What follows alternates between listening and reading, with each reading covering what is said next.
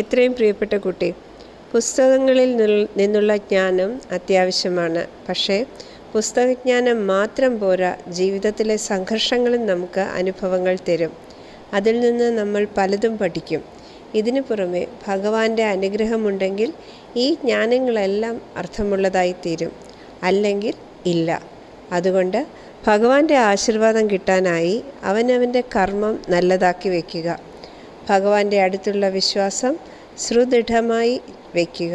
ഞാൻ നിനക്ക് നല്ലതും ചീത്തയും തിരിച്ചറിയാനുള്ള ബുദ്ധി തന്നിട്ടുണ്ട്. അതുകൊണ്ട് അത് നല്ലതുപോലെ ഉപയോഗിക്കുക.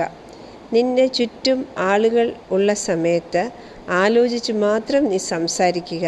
എനിക്കറിയാം, നീ കുറച്ചു നാളായി ചില ആളുകളുടെ പ്രവൃത്തികളാൽ വളരെ പരവശനാണെന്ന്.